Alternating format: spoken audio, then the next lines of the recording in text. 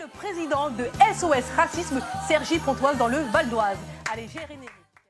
Allez, Ibrahima Keïta, bienvenue sur Tantine. Encore une fois, c'est un grand plaisir de vous avoir avec nous aujourd'hui.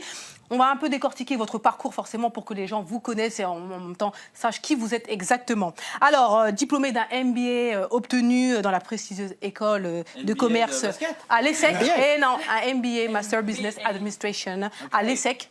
Rien que ça. Alors on continue. Vous avez différentes casquettes, notamment dans le privé, mais aujourd'hui on va s'intéresser à Ibrahima Keïta, l'homme public. S'il vous plaît. Alors, conseiller municipal en charge de l'emploi et de l'insertion par l'économie de Cergy en 2008. Ensuite, président de la coordination des élus français d'origine malienne en 2009. Initiateur du stade Salif Keïta inauguré à Cergy en 2009. Initiateur, c'est-à-dire... Ben, il se trouve tout simplement, pour rappel des faits, lorsque, comme vous l'avez souligné, j'ai été élu en 2008, conseiller municipal en charge de l'emploi et de l'insertion par l'économie, effectivement à la demande, sous la férule du maire de l'époque, Dominique Lefebvre. Donc l'idée s'était posée de savoir, dans la construction, l'élaboration d'un stade de football, d'un complexe footballistique, quel était le nom qui pouvait être associé à ce complexe footballistique en tenant compte d'un certain nombre de paramètres et de critères, sachant que Cergy est une ville cosmopolite. Et partant de là, effectivement, l'idée aurait été de faire en sorte que l'on puisse associer le nom d'un sportif qui soit d'origine étrangère, mais qui ait fait les beaux jours ici en France et qui ait fait toute sa notoriété, qui est effectivement, à travers son talent, a pu effectivement donc rayonner et effectivement faire rêver beaucoup de gens. Et donc la proposition, elle a été acceptée tout de suite, vous l'avez dit, un stade Salif Keïta à Cergy Pontoise. Surtout, est-ce qu'il n'y a pas des gens contre et pour quelle raison? Qu'on peut imaginer ici, mais... Alors déjà, il y a deux questions qui viennent d'être posées. La première, effectivement, Salif Keïta, indépendamment du fait que je suis originaire du Mali comme lui, mais je pense que... Oui, quelque part, oui. Bon, on connaît le lobby malien, on le connaît très bien. On sait que vous êtes partout. Regarde, dans les médias, vous êtes dans les médias. Mais je tiens quand même à préciser que s'il a été premier ballon d'or africain, je n'y suis pour rien. Donc cela est un fait et qu'on ne pourra pas non plus lui enlever. Et qu'il faut aussi savoir que Salif Keïta a été une célébrité mondiale, qu'il a fait des beaux jours à Saint-Étienne et qu'il a été l'un des ambassadeurs du football africain dans les années 70 en France. Donc je pense que, compte tenu de ces critères-là et ces paramètres-là, je pense qu'effectivement, c'était une personne qui, effectivement, avait toutes les raisons que son nom soit associé à ce complexe footballistique. Voilà. Vous avez vu comme elle est fière là, du malien là. Incroyable. On dirait qu'elle a eu son diplôme là. Et donc oui, parce que voilà, tu fais partie de SOS Racisme, donc tu es bien placé pour le savoir. On sait par exemple que des mairies FN n'hésitent pas à débaptiser certaines rues. Donc le stade, s'ils avaient été à Cergy, ça n'aurait pas pris une semaine pour qu'ils essaient de le débaptiser. Donc ma question, est-ce qu'il y a eu des gens qui ont été contre? Et si oui, pour quelles raisons? Bon, il faut dire que dans la grande majorité, les gens ont adhéré, parce que tout dépend du message que l'on veut faire passer. Vous n'avez pas eu de message contre, c'est-à-dire que vous n'avez pas eu de protestation? Non, il n'y a pas eu de protestation, je dirais, flagrante et visible. Non, il n'y en a pas eu. Il y a eu une adhésion, pour preuve, lors de l'inauguration qui s'est, à l'époque, c'était au mois de septembre, en septembre 2009, le 27 septembre, pour être plus précis, il y avait 5000 personnes quand même qui étaient venues à l'inauguration du stade. Il y avait des anciennes gloires du football africain qui étaient présentes, beaucoup d'institutionnels, forcément des deux ministres du Mali qui étaient présents, l'ambassadeur du Mali. Donc c'est finalement bien passé. C'est une très bonne idée, ça fait du bien aux jeunes Français, d'origine malienne ou pas. Et quelque part, le message, symboliquement, c'était effectivement de démontrer à travers Salif Keïta ce que les footballeurs africains ont apporté je dirais, à faire en sorte d'élever et d'enrichir le football français. On est d'accord sur ce sujet-là. Alors, vous êtes aussi président de l'association Initiative pour la promotion de la diversité. Président d'honneur de l'association amicale des Maliens de l'agglomération Cergy Pontoise, secrétaire général de Mali Diama, créé en 2014. À quoi correspond Mali Diama? Qu'est-ce que c'est exactement Mali Diama? Alors, Mali Diama, c'est pas tout à fait une association, on va dire, c'est plus un lobby, un réseau de talents. Je dirais, de talents issus de différents mondes artistiques, culturels, sportifs, journalistiques, artisanaux, entrepreneuriaux, issus de la diaspora malienne de France. Effectivement, donc c'est fait effectivement de détecter ces talents-là, de créer ce réseau-là pour effectivement faire en sorte de répondre aux attentes des personnes, des Maliens issus de la diaspora ici en France. Voilà un petit peu ce pourquoi ça a été créé.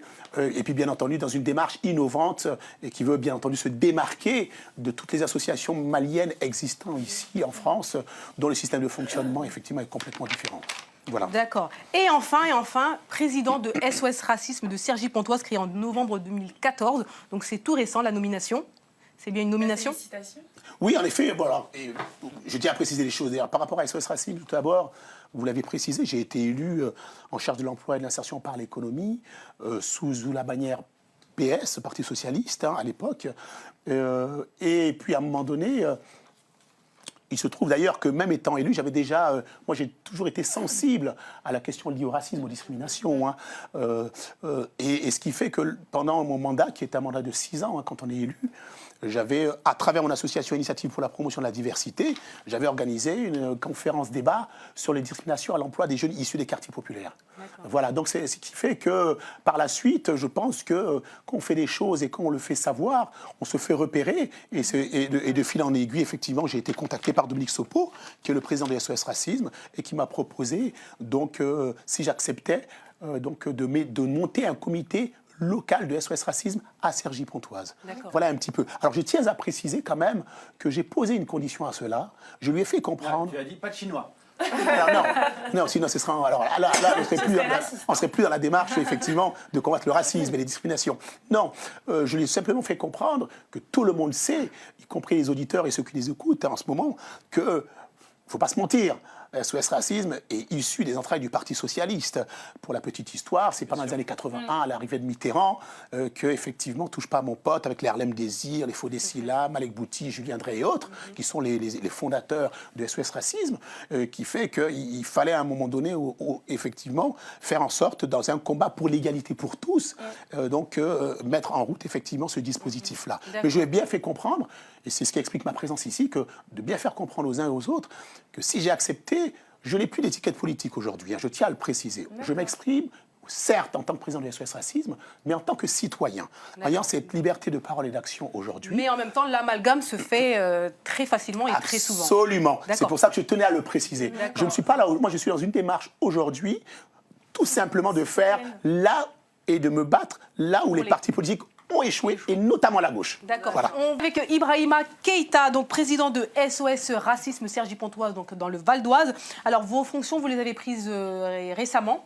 Et en quoi consiste exactement votre rôle de président? Alors, ce que j'ai été amené à faire, c'est, comme je vous l'avais déjà dit, c'est de monter un comité local, donc un bureau, un conseil d'administration, et surtout de pouvoir détecter et désigner des référents par pôle. Pourquoi? Parce qu'on s'est rendu compte que le but, le racisme, c'est une réalité. C'est un fait dont acte. On n'est plus dans la dénonciation. On est plus dans la construction et dans la proposition. Ça veut dire quoi? Ça veut dire qu'aujourd'hui, c'est un phénomène qui s'est tellement banalisé que le moment est venu, à un moment donné, et comme je le disais naguère, là où il y a un échec des politiques, de droite, n'en parlons pas, la gauche, c'est encore pire, c'est ce que j'ai dit. Concernant le traitement à la racine de ce problème-là, c'est de faire en sorte, d'une part, de désigner un référent pour éducation populaire. Ça veut dire que ces référents-là seront amenés à dispenser des cours dans les lycées, dans les collèges, dans les universités auprès des étudiants, pour éduquer, expliquer, faire preuve de pédagogie, de communiquer avec les gens et les sensibiliser par rapport au racisme. C'est vrai que du coup, là, on est sur de la prévention. Oui, absolument. C'est vrai que SOS Racisme, moi, quand j'en entendais parler, c'était aussi souvent en mode anonyme pour voilà, prendre de la main dans le sac certains faits ou certains actes ou certaines paroles. Alors, ça, c'est une chose, mais la justice suit rarement. Donc, oui. Voilà. Alors que là, par contre, on est sur la prévention. Absolument. Alors moi, je dis bien entendu, par rapport à l'état d'esprit qui est le mien et par rapport à ce que je veux, je dirais, la marque que je vais imprimer à Cergy-Pontoise, parce que chaque comité local est autonome et sa façon de fonctionner. Moi, je parle en ma qualité de président de SOS Racisme Cergy-Pontoise, tel que je voudrais faire les choses. Donc, c'est une démarche innovante. C'est effectivement de la prévention, pour une raison très simple, du fait que ça s'était banalisé. C'est un racisme qui était toujours là, je dirais, qui était là et qui était latent. Et les gens s'en accommodaient, mais très souvent les gens s'en émeuvent que lorsque ça pète. Je te donne un exemple. Il a fallu que maintenant que les gens commencent un petit peu à se plaindre, à monter au créneau, parce qu'il est certain que le racisme, pour vous, moi, les personnes lambda, ça, on y est habitué, on est tous discriminés quelque part, mais ça n'est pas quelque chose qui monte, qui est médiatisé, on va dire. Tout à fait.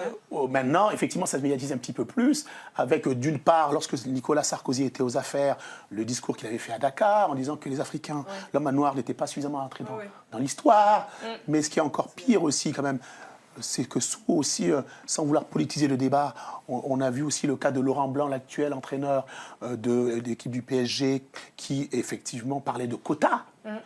Pour ceux qui suivent un petit peu l'actualité footballistique en France. Willy Sagnol aussi.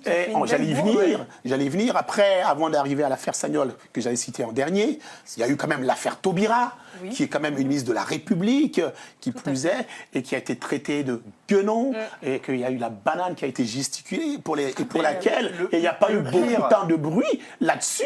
Les gens ne sont pas... Donc, quelque part, cette banalisation fait que, d'une part, juste pour terminer, qu'on puisse comprendre, la droite s'assume, on le sait déjà, mais qu'on sente une réelle frilosité par rapport au traitement du racisme de la gauche, et qu'en même temps, ce sont ces mêmes personnes qui dénoncent les discriminations. Donc, à un moment donné, je dis simplement qu'à un moment donné, ce sont les Noirs, les Africains et toutes les personnes discriminées. Je dis les Noirs parce que je parlais, effectivement, c'était un cas par rapport aux Noirs, aux Africains, mais ça s'adresse à tout le monde.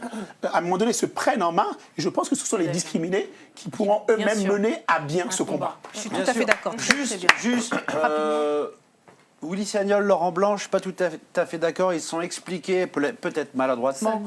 Et Dieu sait que moi je suis le premier à tomber sur ceux qui disent et qui font des saloperies comme ça. Je pense que ces deux exemples ne sont pas tout à fait justes. Je le pense, je peux me tromper. Je le dis.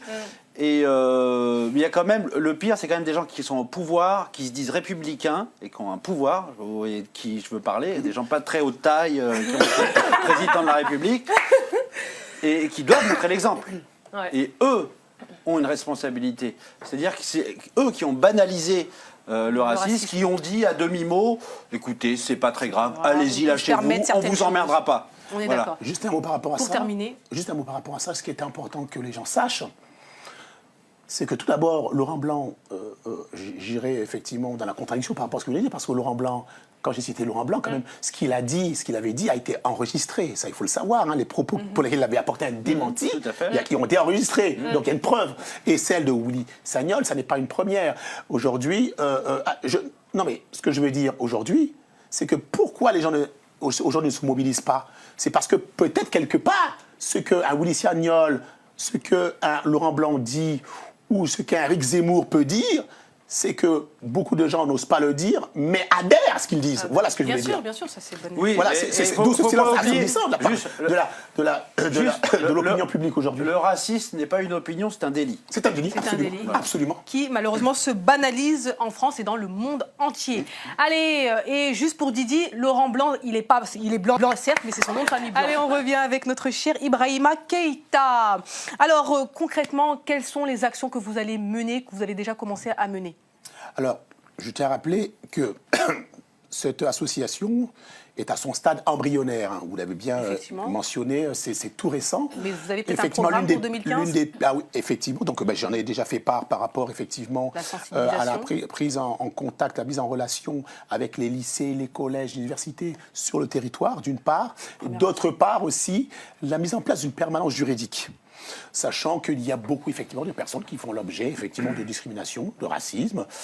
C'est vrai dans l'emploi. Quels sont les cas pour lesquels on vous sollicite le plus, par exemple? Beaucoup. Alors, on est en pleine période de crise et dans le monde du travail, les licenciements abusifs, surtout. Beaucoup. Et sachant en plus que, malheureusement, beaucoup de ces personnes-là soit sont illettrées, ou n'ont pas simplement, même s'ils sont instruits, n'ont pas de formation juridique en droit du travail, par exemple.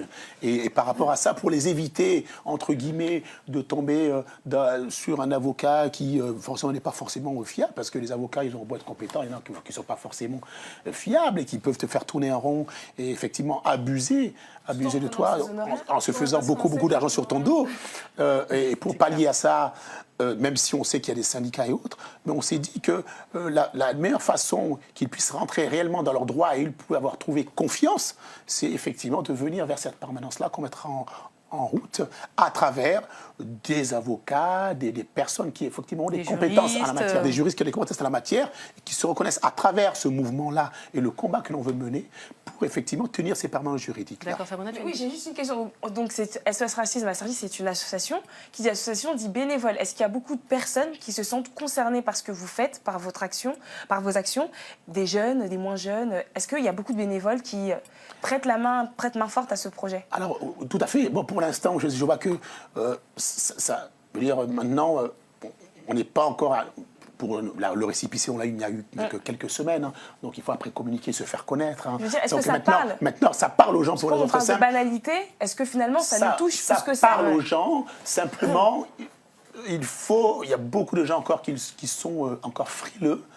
Qui n'ont pas forcément confiance parce que SOS Racisme, ça ne leur parle plus, parce que beaucoup de gens ont été déçus aussi.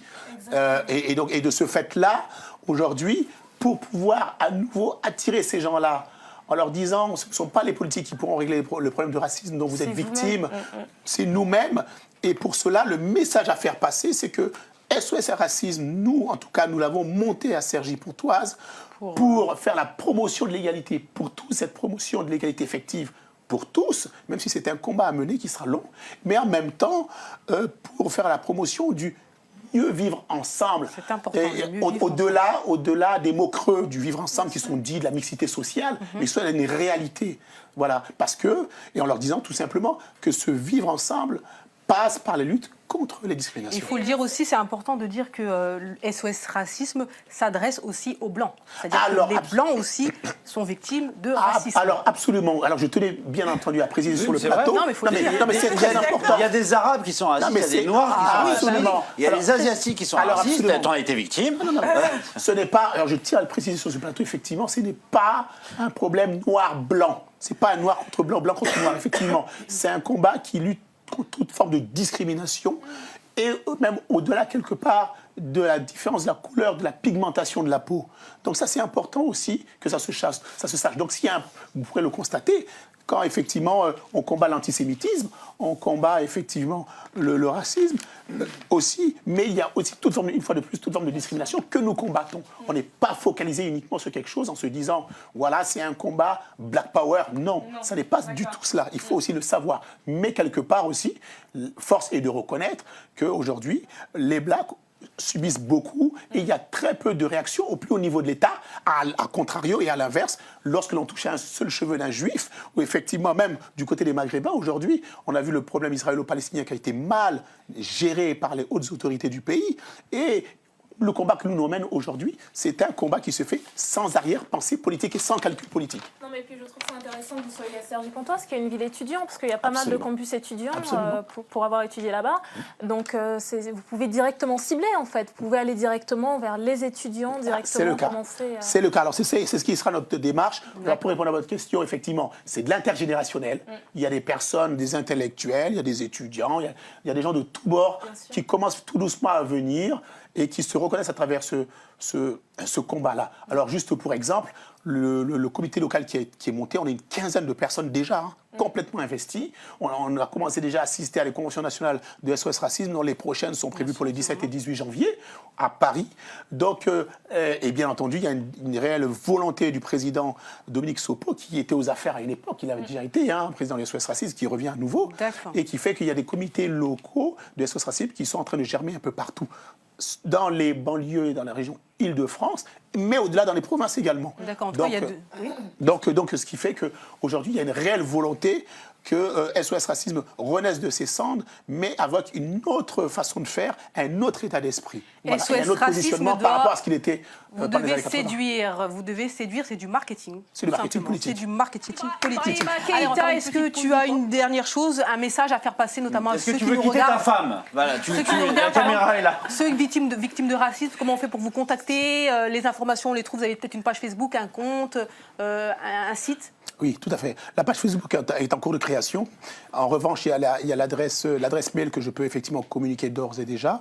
c'est sergi-pontoise sos-racisme-racisme.org. Je répète, Sergi. On va mettre ça à l'écran, ils sont en train de le mettre à l'écran. Et voilà, sinon, message pour les gens victimes de racisme, rapidement. Alors pour les gens victimes de racisme, moi je dis simplement déjà, ne vous placez pas en victime. Je pense que c'est important. Il ne faut pas jouer les victimes. Je pense que c'est un combat à mener. Il faut le mener de façon, je dirais, la tête haute, parce que je pense que c'est un combat noble, c'est un combat juste pour l'égalité effective pour tous. Ça n'est pas une chimère. Et je tiens à dire aux uns aux autres, pour ceux qui se reconnaissent dans ce combat-là, qu'ils l'acceptent ou non, ce combat s'annonce victorieux pour la promotion du vivre ensemble pour tout le monde ici en France, sachant, et je termine là-dessus, qu'il n'y a pas de Français de seconde zone. Nous sommes tous des Français à part entière. Voilà, super.